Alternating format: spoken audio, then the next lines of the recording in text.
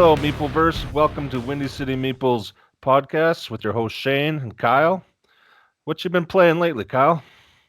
Wow, the last few weeks, as much as we try to stay busy and keeping our minds full during this pandemic, I have quite a few games we've got to play this week, and I got a few of them here with me today. I guess since it was our first video on our channel, let's spend a minute talking about Aquatica.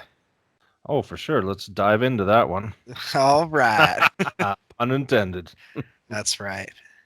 So we had the opportunity to both play Aquatica together, and I played it once solo. When I played it solo myself, I guess both times we've made a couple little rules mistakes, but I mean, at least we played consistently, right? Yes, consistently badly. No, yeah, Yeah, so for yeah. those that haven't Go seen the ahead. unboxing, it's the idea is essentially there's a little bit of engine building, tableau building. You're trying to essentially you're trying to lift these underwater resources, kingdoms, and areas out of the water to help build up your civilization and your, I guess, your nation, right? To like build up your strength. And yeah, it's very simple. It's one action per turn, but you can end that into some pretty cool chain combos depending on if you build it up. What was your overall thoughts of the game, Shane? I enjoyed it. I would put it in the whole like hand management kind of subgenre there with a little bit of tableau building. Like it reminded me of a game that we've had called Spice Road, where you get the one card per turn to do some actions, and then this one you actually had to play a card to return your cards, whereas Spice Road you just take the rest action to return your cards. But I found it like I like kind of games like that. They're fairly streamlined. You can do powerful things, like you can build an engine, and that's basically what you're doing is by buying Yeah. cards and adding cards. Is you're building an engine, so you're going to do as much as you can before you have to reset. And you can do some pretty powerful, cool, strategic stuff with that. And I enjoyed it. I mean, I definitely wanted to give it a few more plays and check it out. It was enjoyable to me, and uh, I enjoyed the art. I enjoyed the presentation of it. I really liked that double layered player board that allows the cards to slide up. I thought Slide that was up, yeah, yeah. That's such I a thought, rewarding feeling, hey?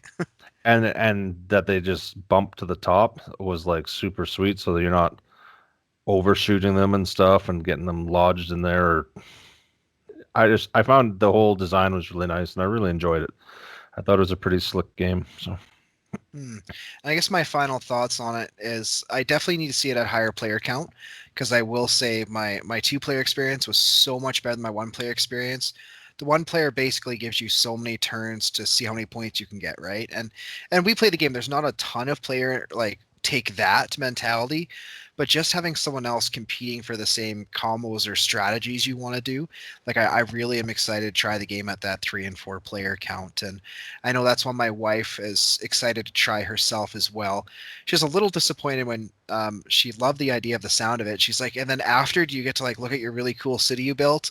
I'm like, no, you kind of flip over the cards and then your victory point pile. But I guess if you wanted to, you could go through and say, look at my kingdom, right? yeah, you could lay them out side by side and say, "Hey, brought all this up to the surface. This is my city." Right.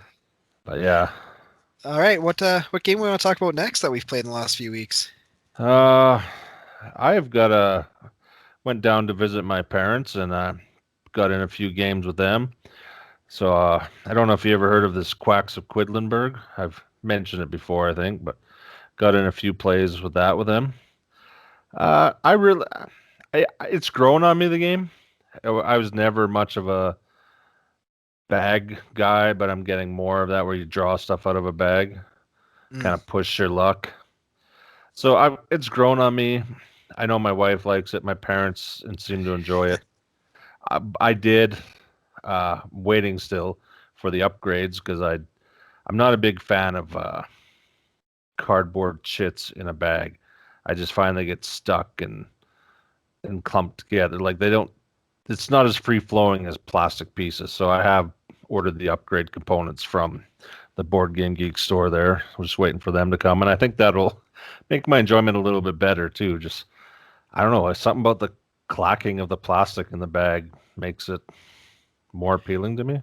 That's right. And I'm sure throughout this video we'll talk more about that whole immersion factor, but that's, I know, important to both of us, right? So, and there's another game we'll talk about at some point here too, where you've upgraded so you didn't have plastic clinking around in a bag. Or cardboard, Yes. sorry. Cardboard, not we want the plastic. Yes, we want the plastic. But more on Quacks, because I don't Yes. think you've ever played it. No, I But just what you've told me about it. yeah. So basically, you're the Quacks. Every year, kind of like the snake oil sellers back in the day, they come to the town and sell their like elixirs and potions. And so in this game, you're brewing a potion. So you're pulling stuff out of a bag to put into your cauldron. And there is a one certain component that if you hit a certain number of them in there, your uh, your pot boils over or explodes. So that's where Okay. the push your luck comes in because you've got many different ones in there, especially as you start building your bag and buying more ingredients to put into your bag. The whole uh, push your luck part is: do I pull out that one ingredient that pushes me over and makes my pot explode, or do I stop now and be happy with the points I may have, and instead of getting a little greedy? I mean, it's simple. It is clean. It works well. It goes pretty fast. Games seem fairly tight. It has a good catch-up mechanism in it. Okay. Uh, so on the actual scoreboard, on the art, there's rats around the score tracker. And so if you're too far ahead, well, whoever's in the lead, anyways, uh, every rat tail that crosses the tracker, you get to put that into your pot to start with, uh, depending on how many you're behind the leader. So you could end up putting 2 or 3 or 4 rat tails in, which moves because it's kind of a circular board where you're just putting your ingredients in and trying to push yourself out and out and out. So you're starting 3 or 4 ahead with these rat tails. So it kind of uh, gives you a catch-up mechanism from the guy who's doing well, because now you're starting farther ahead of them, and hopefully you can go around, because the farther you go around is the more points and money you get to Right. buy stuff. So it's a nice catch-up mechanism. I like it. It definitely keeps the games a lot closer. I mean, because you could be a good lucky gambler and just blow people Right. away, but with that catch-up mechanism, it really helps out. So that bag building mechanic, it's individual bags, like every player is doing their own. Yes, everyone has their own bag. Uh, there's multiple different ingredients. It also is nice. We never played past the what they call the number one ingredients. Like all the ingredients are the same, but they have these books that have powers. So they'll call it set one, which is a base game, but then you can go set two and you kind of flip the cards over to where it has 2 bookmarks. And then that will be the power for each thing. It'll still be a blue bird's beak or something, but now it does something different than it did on set one. Okay. So you can kind of change it up to make the replayability more. Like I said, we have never gotten past set one yet because we've only played it a few times, but it'd Right. definitely be something I'd be interested to try later with different strategies and stuff. So at the end of the day, that's one you're willing to play again, excited to play again, love to play again. Where would you rank that? I I'm actually more excited now than I was. I got it for Christmas and I was kind of like, oh, I played this at a game night. I wasn't too stoked, but because of how my parents seem to enjoy it and my wife enjoys it, it's changed my perception of it. It's made it more enjoyable for me. I never hated it, but now I put it on the positive side for me, and it is, and I think, an award-winning game. I try Right. not to get swayed by those type of things, but yeah, Yeah. it's good. I would be excited to take it out. Yeah. Nice. And I think as we talk about more of these other games, the amount that others enjoy it, I think definitely really improves that experience, right? Oh, for sure. Yeah. It can be a game that you're like meh about, but if someone else completely loves it, it just their immersion almost brings you in, right? So I think that's a perfect segue. And as we're talking about the push, the luck, and bag mechanics, maybe the next one we can talk briefly about is my other water themed game, Deep Blue. Yes, I was just thinking that myself when we're because my wife's immersion into that game really made it a lot of fun. I mean, I enjoy the game as it is, but I like super enjoyed to see how excited she got playing it and how into it she got. It really made my night. Right. So for those who don't know, Deep Blue is from Days of Wonder. It's that similar kind of push your luck mechanic that Shane was just talking about with the Quacks game. But in this one, it's really fun. You're just going around. Honestly, you're in a boat and you're diving for treasure. It's that same thing with pushing your luck from the bag building, but whoever is the dive leader is the one who takes out from the communal bag of gems that everybody shares. And if anyone else is in that same location or near, they can tag along with you, but they don't get any say. They don't get to decide how deep in the water you want to go. And we all know the deeper you go in the water, the more danger there is. There's less oxygen, there's more scary monsters. So you can keep pulling out of that bag as much as you want, and you can have amazing, like 70-point turns, or you pull one too many and you get 0. Yeah, So for there's sure. some push of luck. The game does mitigate some of the push of the luck by your cards you're able to play out of your hand to guarantee you at least a couple points. But I know I myself often say just one more, and it hardly works out for me. Oh, I thought my wife was gonna have a heart attack watching you be the dive leader that one time. She was like begging you to stop probably about 3 or 4 turns before you stopped. Right? But all the ones I pulled out were better for her than they were for me. They were, but she's not a gambler, so she was freaking out because she's like, "I'm happy with my points. Don't ruin it, Kyle." Hmm. No, I enjoy that game too. It is definitely more of a family-friendly, Sure. uh, easy, teachable game. Uh, it definitely gets the immersion in. I know we were talking about not really liking the little cardboard chits, but more I think because of the insert in the box than it is the actual pieces. But they got the little treasure chest that you put your treasure in when you get your points, and I don't know, it's amazing to have your little treasure chest and to hiding your points there. It's I don't know, it just really immersion into the game there with the Yeah, whole treasure chest. might have to do a little unboxing about this one time, but if you get a really good view, but you get, like Shane said, a little treasure chest that you get to collect all your gold in. Yeah. And No, the artwork it's itself, again, is also beautiful in this game. yeah, I don't think I've ever been disappointed by a Days of Wonder game. I know some of the YouTubers, the big ones, I think are kind of like, well, we're done with Days of Wonder because we're hardcore into this hobby now. But I find everything they put out is definitely well put out, Right.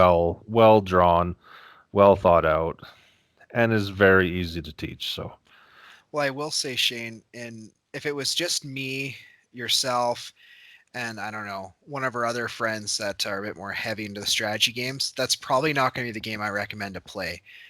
But that family friendly game, my parents are not board game people. My sister, not board game people. They think of board games as those Monopoly, and they like, I don't want to play Monopoly. yeah. They come over and they say, "Hey, what's that diving game? Oh, Deep Blue. Yeah, but why don't we play that?" And same reactions that you're talking about your wife getting, right? It's a game. If me and you were just to play it by ourselves, I might only give it like a 4 out of 10. But when we're playing with with my wife, your wife, my family, to me it's like a 9 out of 10 in those experiences. Oh, for sure. It's definitely like I'm saying, it's easier, family friendly, which a lot of times doesn't always mean it, but a lot of times is a simpler game. And so if you're looking for deep strategies and that, then yeah, you're not looking here. This is a push your luck, slap down some cards, get some points. And it's awesome for what it is and it fills that niche perfectly. And like I said, if we're playing with family, friends, like less hardcore board gamers, it's a perfect game to play and you get a lot of enjoyment all around the table out of it. And it's a way for you gamblers out there. You can get that adrenaline rush without having to lose real money. That is true. As my friend Mark would say, "Come on, Kyle, we're gamblers. Just one more, just one more." And hey, sometimes it works, and that's the good thing about that game. I never care if I win or lose. It's those big moments of wins or big moments of losses. So yeah, anyone ever wants that play that game, I'm gladly to take it out. But what's next? I picked up a new game. Well, it's expansion basically of I guess not expansion. It's standalone, but it's the Unmatched series. We bought the Buffy the Vampire Slayer edition. It's kind of, I guess, a mix and match board game because I think all of them can be played standalone, but they can all be mixed and matched as well, except for I think they have a Bruce Lee one figure just add on. So obviously he can't be played by himself, Okay.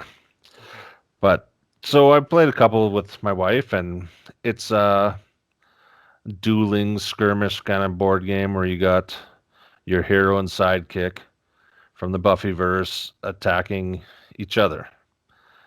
Sorry, your hero and sidekick attacking your opponent's hero and sidekick. It can be played as one on one or two versus two, and there is a three-player variant. I haven't really read the rules on that because I've never really needed to. But the COVID, right? two-player, well, yeah, and the two players plays just the same as the first, except you just alternate turns and you're on a team. So that's all. But it's a cool little game. It's you get two actions per turn. You can either draw a card and move, or you can play like scheme cards, which have little lightning bolts to designate which they are, or you can attack your opponent. One of the kind of cool mechanics is that you only have 30 cards in your deck, and when it runs out, you don't get any more. And whenever you have to draw a card, and whenever it says to draw a card, you have to draw a card. It's not a may or a decision. It's you must. If you cannot, both your hero and your sidekick each take 2 damage. So kind of like an exhaustion mechanic. So the game can't just go forever into a stalemate, like because every time you want to move, you have to draw a card. So that's kind of the cost. Oh, okay. And every time you attack, you're playing a card. So you kind of always need to be refilling your hand if you want to be attacking. But when you're moving, you're drawing cards. So it does create it so you can't just like run away the whole game. If you run away the Right. whole game, you're going to lose. So it kind of makes you have That to have sense of some kind of urgency, right? yeah. There's some urgency there, and it makes you want to fight each other.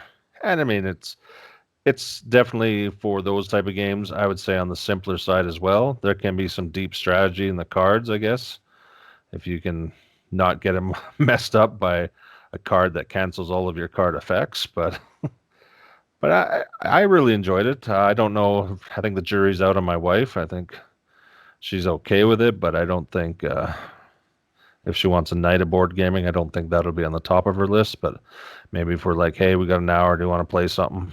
It's definitely something we can get to the table and get a couple games in. Yeah, because I think you told me that it was you guys played 2 games in within an hour, was it? I believe it was pretty close to that, yeah. And that's just learning it too. Like it can go pretty fast. So Oh, that's great. I know I'll be excited. I think we can do some comparisons down the line because I know when you told me about it, I was like, oh, that's like Twisted Fables I back. There's obviously some differences, right? But that head-to-head skirmish thing yeah, definitely gives us some stuff to compare down the line. yeah. So what do you got next on your list that you actually got to the table? Oh, where can we get? Let's go. I am nerd out on this one, and it's not ocean theme. It's the first game today that's not water theme for me. This is Call to Adventure, and this is the Stormlight Archive specifically. Now, a couple different things. If you're not familiar with the Call to Adventure games, essentially you're building up either a hero, a villain, basically someone. You're playing like the life journey of this character, and you have certain goals you want to go for.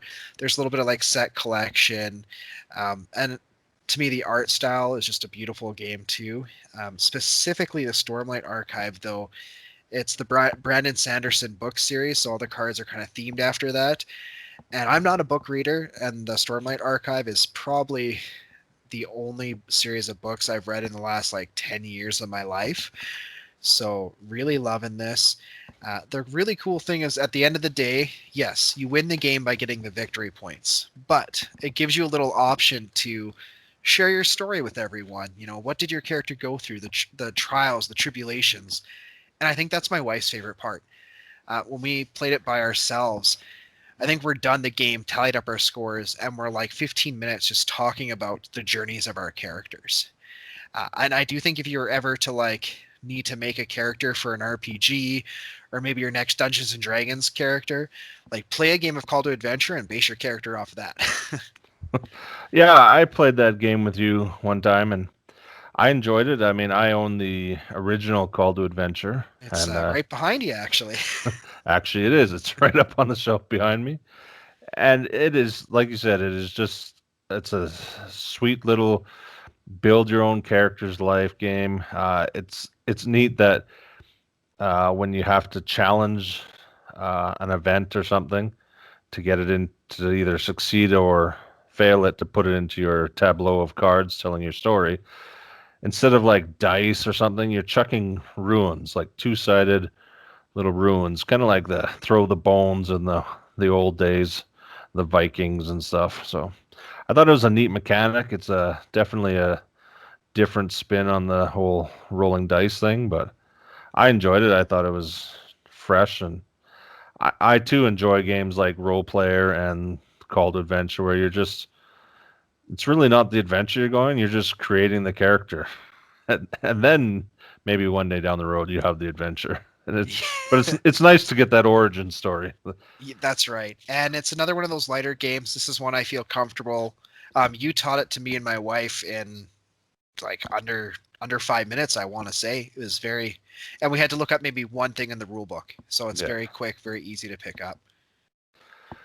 Yeah, and I think mainly was in your Stormlight archive they brought in some almost like character powers on the third level Third or act, yeah. third act of your life, which wasn't in the first version, which that would cause me some confusion, especially the Yeah. card I got that. I'm like, when do I reveal this? It doesn't Yeah, say to. you got one of the odd ones out, but the special abilities in that one, it's their way of adding something new to the game, but they take and require so much. You're probably lucky to do it once in the game anyway, so it's Yeah. not a game breaking mechanic by any means. And they do say you can mix and match the two together and play them together, and it'd probably be a little harder to do some of those powers, but the options are there. Speaking of our other video on expansions, if they do a part 2 to the Stormlight archive, hands down, no questions asked, I'm getting that. I figured you would. You seem to be a very big Sanderson fanboy there on that series, so It's the only author I know by name. So, that's awesome. all right, my list is getting short. Do you have much left on yours? I pulled out actually a game I just got from Kickstarter a while ago when I was down with my parents called Almanac: The Dragon's Road. It's from Scott Alms, who's probably, I think, most famous for me for all those tiny games, like the Okay. tiny mech and the tiny zombies and tiny whatever. They're all like the tiny games. I know you've seen them on the shelf, and Sure, yeah. so this one is it's a worker placement kind of build up your caravan of goods and sell them in around the board. But on each map, because there's multiple maps, because it's an almanac. It's a book, kind of like uh, the near and far and stuff that from Ryan Lockett, where he has those kind of book atlas maps, or whatever. So it's like that. So each game starts in the same place, but at the end of a round, like each map has its own rules. And at the end of the round, you have like a bidding war on who's going to be the guide. And then the guide will then choose from the options of where to go next. And then so whoever wins the guide will say, here's where we're going. They'll get an event card. They'll have to deal with the event. They usually get to choose the outcome of the event or how we handle the event. And then we turn to that map, and it'll give us a few little setup rules and placement of worker rules. And then you just play that out there. You're just trying to sell goods, expand your caravan, gain more workers, so you can do more things on each map. And just kind of in the process, you're accumulating victory points in the buying and selling and fulfilling of contracts. There are contracts, there are cards that you can get that, like, I want these 7 resources. And Right. so then when you have them, you can go to the spot to fill a contract and turn it in, which will give it always gives you some little bonus as well for the rest of the game. And yeah, you keep doing that. I think it's 6 rounds, 6 or 7 rounds, and then you end up on one of two end spots. I've only the 2 times I played it, I've ended up on the docks. Okay. So I don't know what the other end spot plays like, but you just kind of basically at the docks. It's try and sell everything you can, and there's actually some gambling there where if you only got like one or two of a resource that you can't sell at the dock because they have minimum of how many resources you need to sell them to get those points or whatever. You can gamble them and like you roll a dice and you get one plus whatever you roll per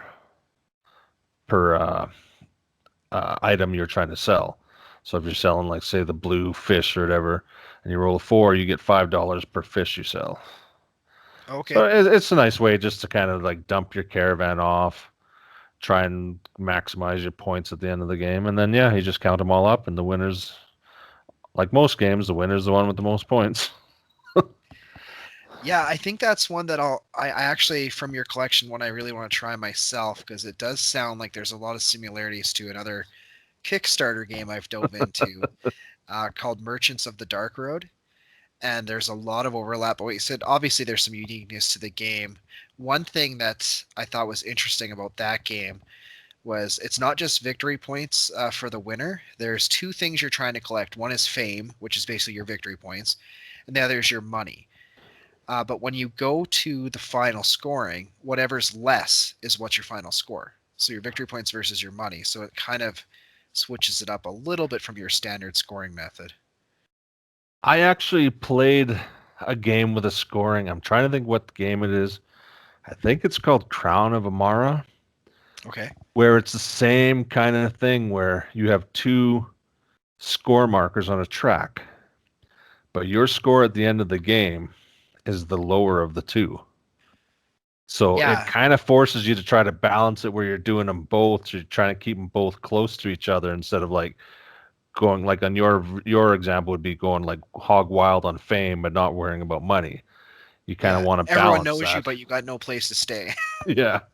Yeah, you really want to balance that. And yeah, that's an interesting mechanic I found too because yeah, like a lot of games you can figure out the strategy on like how I can make money.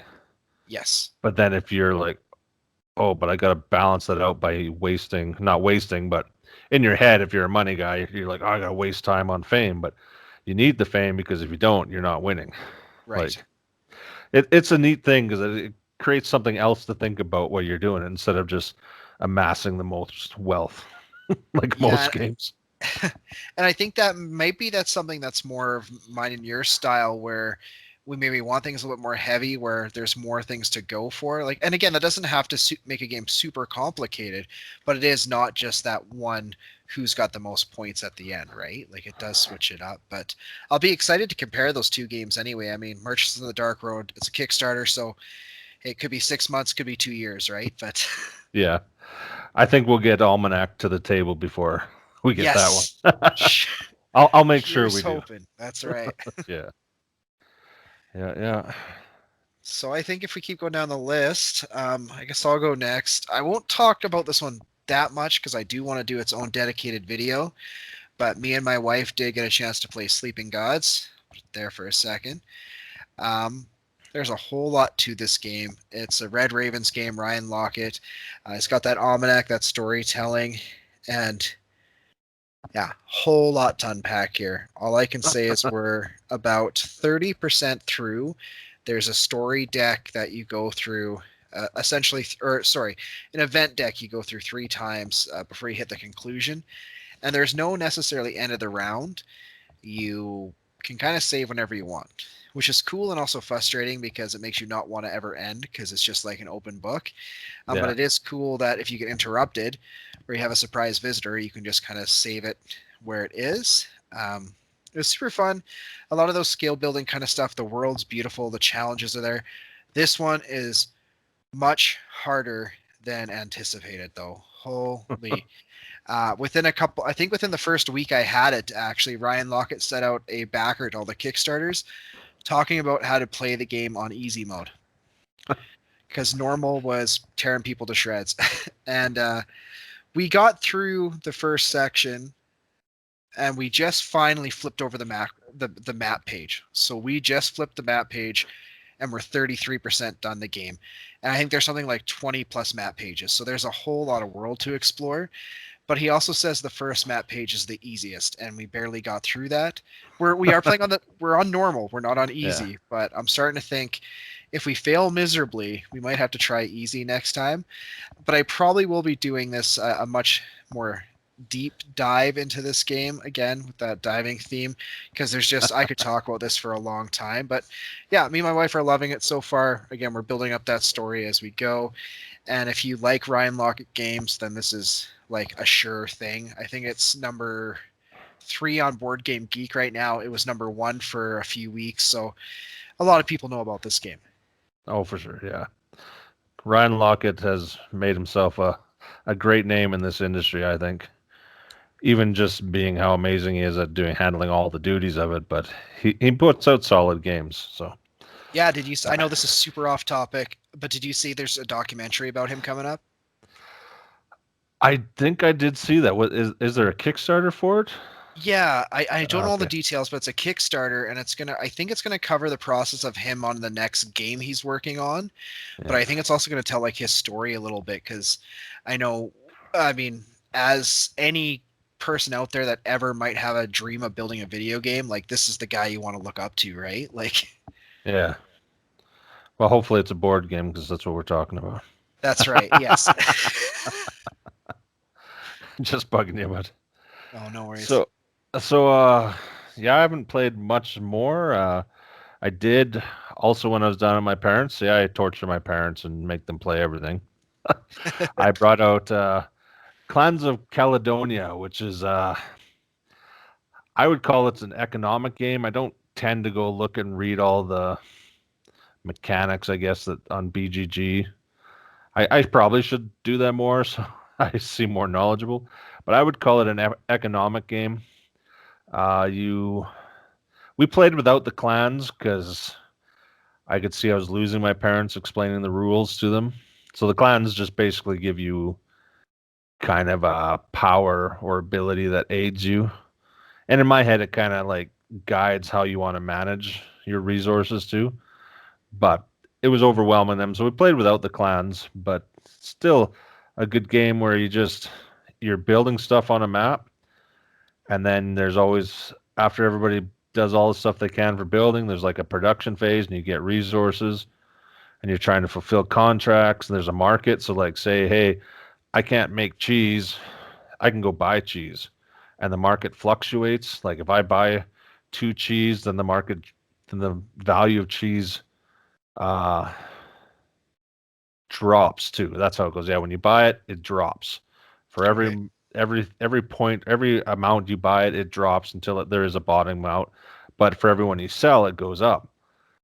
So the market is always fluctuating. Like, and sometimes it's like, hey, cheese is like at the bottom right now. I'm gonna go and send my 3 salesmen or marketeers or whatever they call them and buy 3 cheese, which is then gonna jack it up Right.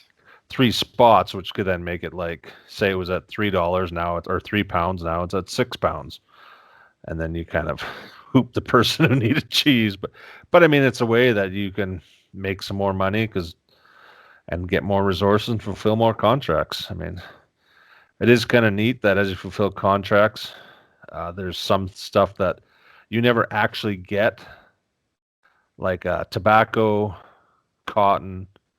I believe it's cotton, tobacco, cotton, and sugarcane. You get them, but you never actually get them because you keep the contract you fulfilled. But a little marker works on the score track for those uh, items. So if you brought in 4 tobacco, it moves up to 4, and then someone brings in another 2, it goes up to 6. But at the end of the game scoring, whatever resource was brought in the least is worth more. So I think it goes 5 points, 4 points, 3 points. So say tobacco's the least amount and I brought in 4, I got 20 points worth of tobacco. where the person who brought in sugarcane, they might have brought in 6, but it's worth 3 points, so they're only getting 18 points. Okay.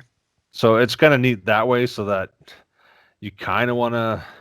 It adds another layer of strategy. Like, do you want to go for this contract that's easy for you, but it's going to bump something that you have a lot of into the more popular imported things? Because then you're costing yourself points. Right. So it's neat. It's definitely, I would say it's a heavier. Well, it's a definitely a heavier economic game. It's definitely some thinking you got to do and planning your steps out and what you want to build and what you want to. And even when you pass, because when you pass, the earlier you pass, the more money you get, because it kind of Okay. gives you a bonus. So if you're the first person to pass, you get X amount. The second person to pass gets less, and then third and fourth get less and less. But you're the first person as well now, so you get some more money, and now you're also the first player. So sometimes you might even have stuff you can do, but you're like, I want the money and I want to be the first player next round. So you might pass just to do that. It's got a lot of things. It's definitely a heavier game. I know my wife enjoys it. I like the whole Scottish theme, being a Scots myself. Anything that takes me back to the homeland that I've never been to, but Still the homeland, right? it's the homeland. So I like the art in it. I like the wooden meeples. Like everything's wooden, and I don't know, I always was a plastic guy growing up, but wood's really grown on me. I don't know, it's that textile thing that I really like the solid wood Pieces. meeples. Yeah. Yeah. Would you say? Oh my! I lost my train of thought, Shane. Oh Dive in. no. Keep talking about it. So, uh, one of the things I like in that game is selling whiskey. Uh, you can make whiskey, you can make cheese, you can make bread. Oh, and a kind of a neat thing is sometimes, so you'll put out a cow meeple to produce milk for yourself, which then you can turn into cheese, or a sheep to produce cotton, right? But sometimes your contract requires meat. You actually have to kill those cows and sheep and put them back on your board, kind of getting rid of some bonuses that you've uncovered until you Right. can replay them again. So that's kind of a neat thing too. Like there's just so much use you get out of your resources in all the ways around. Like I don't know, it's definitely something I want to play a lot more. My wife, like I said, is I think she is an economic kind of player. We have a game called the Colonists, which I could spend hours on trying to explain that one, but it's a heavy. I would say it's heavier than this one, but economic, kind Okay. of building your village, building your city, kind of game.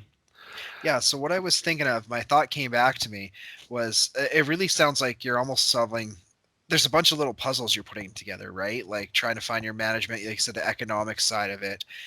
I guess my question and one of my concerns would be like hearing your passion about it sounds really fun, but I have to ask, is it like are the turns long? Are you waiting 10 minutes for someone to take their turn as they're trying to figure out their puzzle? It can definitely have some analysis paralysis in the game. Uh, it definitely, to me, is a game that if you want to get deep into it, you're not socializing as much. If you want the game to clip along, you're not going to be socializing as much. Like you're going to be kind of thinking about what you're going to do because there isn't a bunch of take that. There, it's like most Euros. They may take the space you wanted to go. Maybe you wanted to build on that space, but they built instead. That's the most interaction I think between the players it is. So basically, you can sit there and really plan it out. So if you do that, they can clip along pretty well. But if you're talking and visiting, then it's like, hey, it's your turn. Now they're like, oh, what was I going to do on this What turn? was going on? Yeah. Yeah. So it can be. It definitely depends on the company and I mean how serious you're taking. I mean I can just clip through and just make quick decisions, but if I want to try and maximize it, yeah, I could probably take a good 2-3 minutes on my turn while even thinking even before my turn on kind of the math on how it's going to pan out for me if I place this here and sell that or whatever.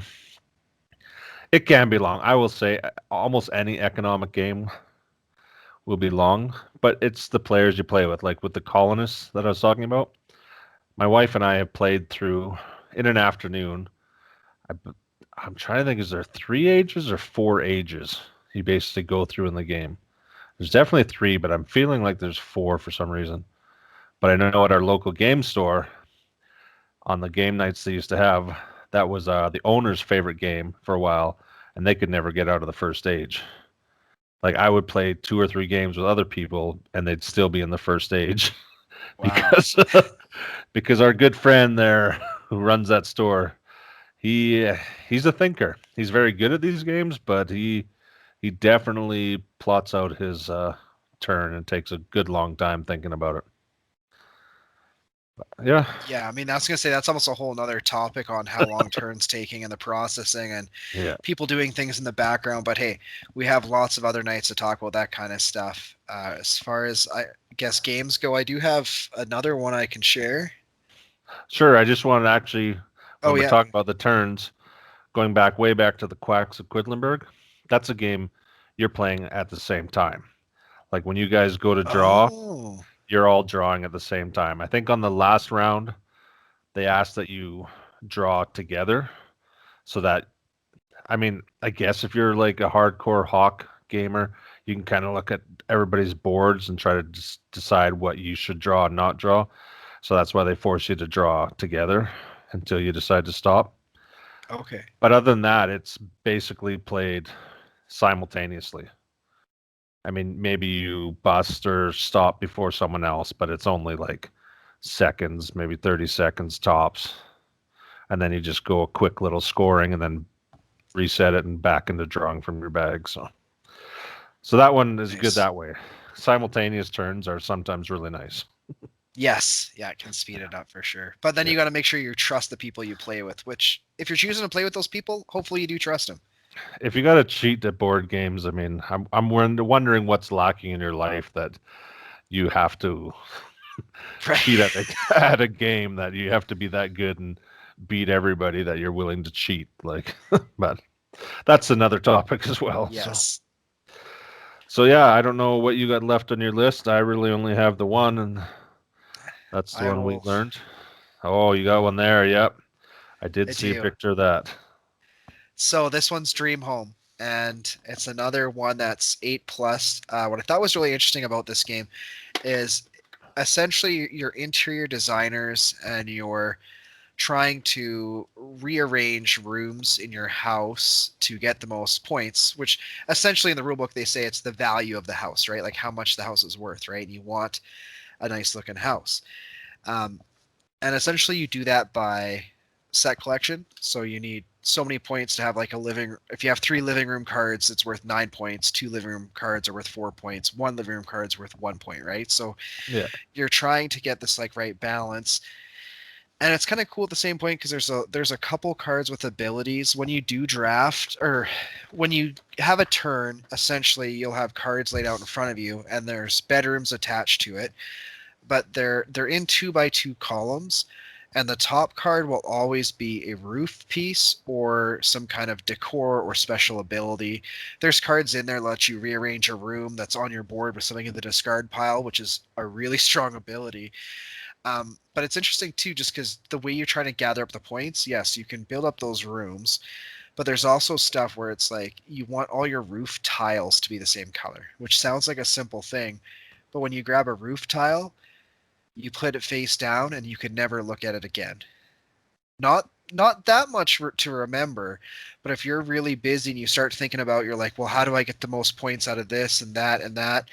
And then it's like, what color was my roof again, right? So I never had that moment, but my wife did, and she was like, was it brown or was it purple? And she's like looking at the cards, and she like goes to lift it up. I'm like, you can't look. That's one of the rules. So there's some stuff to try to make it a little bit more challenging, but I mean the box does say like 7 and up, so it's one that I'll be excited to teach my daughter early on.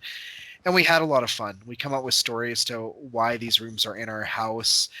My wife's an excellent storyteller. I start to think that, if she had the time to learn how to do it, I feel like she'd make a better dungeon master for Dungeons and Dragons than I would, because she's just so good at this world building. So really quick game. I think we played 2 rounds of it in 45 minutes. Obviously, higher player counts would take a little bit longer. But Yeah. again, it's another simple, light game that if you just need a break from the TV, you want something that's easy to learn. You're like, we got 30 minutes. Let's give this a shot, right? So, yeah, there's not much to say about that one. I'd play it again. My wife wants to play it. I'll touch it anytime. Again, if you or some of our other friends are over, I'm not going to be like, let's play Dream Home. It wouldn't be everyone's cup of tea, but it's, again, quick, easy set collection with a little bit of a puzzle. I definitely would probably give it a try. I mean, my wife and I do enjoy Sushi Go when we get it out, which is definitely it sounds has similar mechanics, drafting, set collecting. So I definitely would like to give it a try. The picture you sent me, it looked like a pretty game. I'm always a sucker for good art. I mean, Right?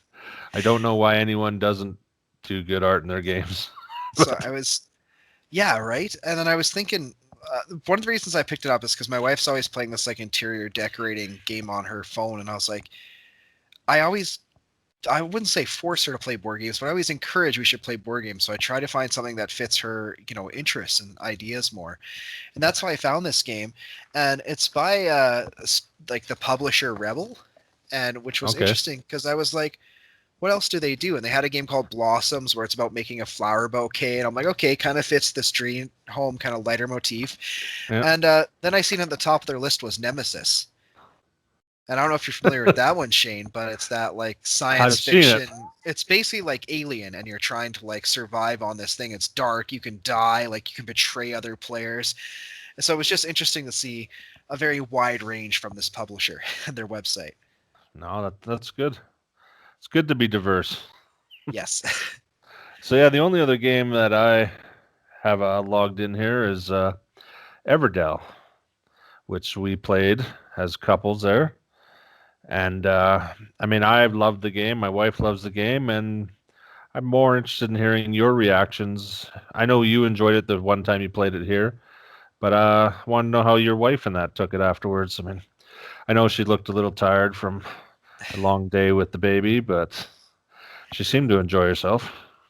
Yeah, I think in talking to her about it after, it was probably one of her favorite games she's played in a while. And first of all, you got that art and that immersion. Like that, it's just beautiful.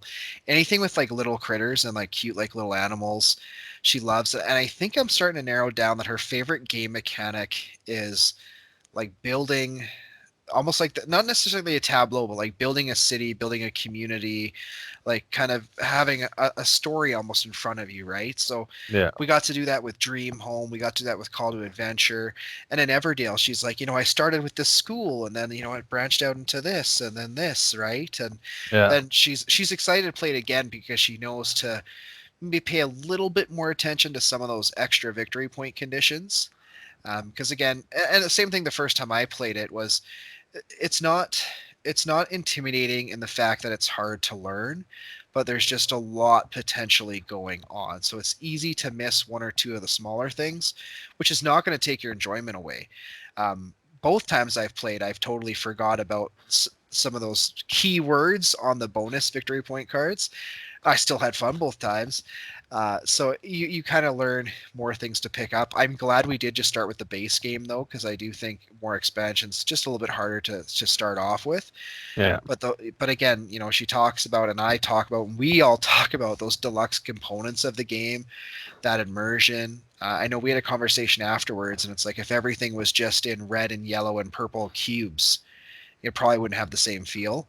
But Yeah. because you get the little um, stones and the little like logs or timber, whatever the proper word is, Twigs.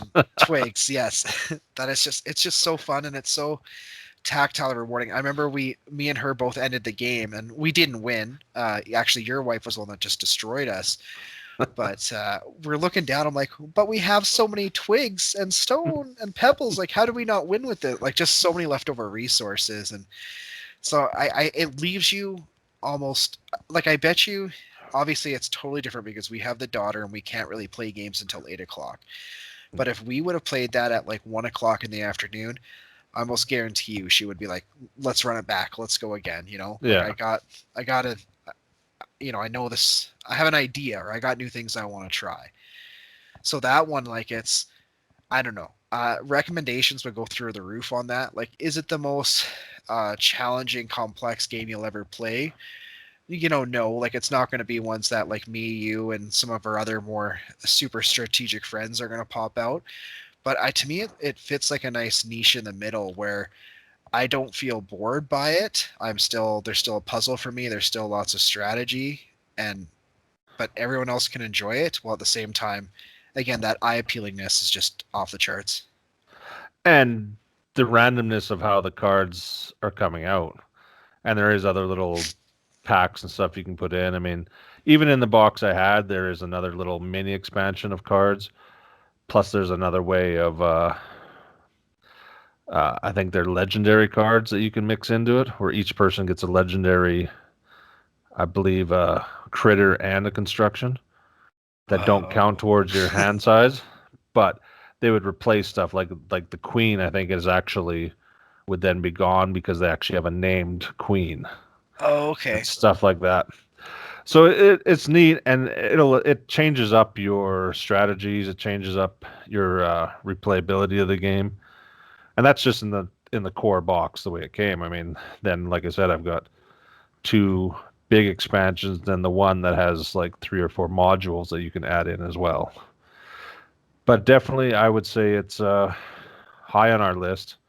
It is beautiful. It's one of the best table presence games that we have with that wooden tree that just stands up there. Like it's not really necessary to play the game, but it looks amazing and keeps the forest theme. And even like the size of the critters are kind of like, well, yeah, they are small compared to that tree. They are just getting these little squishy berries and these little Right. twigs. Yeah. Yeah, it's one that I saw on Kickstarter and passed on. I don't know why I did, but when it came around the second time, I didn't pass. Right. And is that one, can you get it in retail? Yeah, you can definitely buy, I think, all of that in retail. The only thing from what I brought over that I don't think you can get is the wooden tree. You just have the cardboard tree that comes with Right. the game. And that was an upgrade through Kickstarter. I don't know if you can order, maybe on their website. I haven't looked, but Direct sales or something. yeah. But yeah, Yeah, other than that, yeah, everything's retail that you saw there. You could buy in retail. which is good because if that game thing, if it sounds interesting to you, actually, I think a lot of the games we've talked to today are all retail, right? Was anything super? Sleeping Gods, I will say, we covered that a little bit. Like that is coming to retail. I think it's just a few weeks or maybe a month away. Kickstarter, you get it a little bit early, but that one's fully on retail. I think the only thing you don't get is like the deluxe metal coins, which feel amazing and they're awesome. But again, you don't need them to play the game. Yeah, and yeah, everything else. Well, I don't know if you can buy that Almanac, the Dragon Road. Okay. I haven't obviously in this situation now I haven't been hanging out daily at the board game store, but I don't think the last time I was there I noticed it. But it being Scott Alms, I'm pretty sure it'll hit retail. I mean, most of his stuff does, so but everything else, yeah, definitely I think they were all purchased retail except for Everdell, so Cool. yep. Cool. Well, And I think there, I want to just propose a question to any listeners out there that we have that if there's a game we mentioned today that you would like a deeper dive on, whether they're nautical games or not, I'm sure we could do a little either unboxing or a deeper review, maybe show off some pieces and that kind of stuff. So if any of the games really sound interesting that we covered today, let us know and we can do a more in-depth view for you guys. that sounds awesome, man. So if nothing else, then I'm gonna sign off. That's just been Shane for Windy City Meeples. And Kyle, You can reach us on Instagram at Windy City Meeples. Actually, we also have a Twitter, which I'm not the greatest on Twitter, but it is there. It's W Meeples. And then on email, you can always email us at windycitymeeples at gmail.com. Bye for now. and likes and subscribe and all that good stuff, right? Oh yes, all the YouTube stuff. Yes, Yes, just give us all your attention. yes. Okay. Good Till night. next time.